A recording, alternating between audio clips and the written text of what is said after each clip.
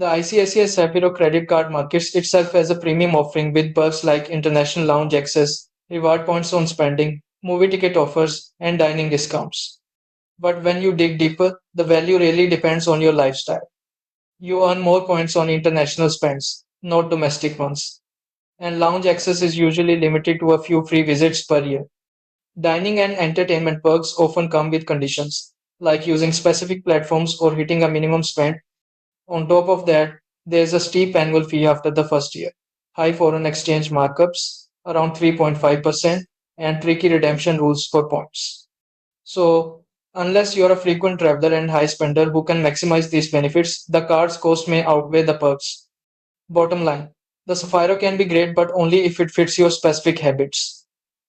Otherwise, you're just paying for the premium label without real returns. First, do your own research.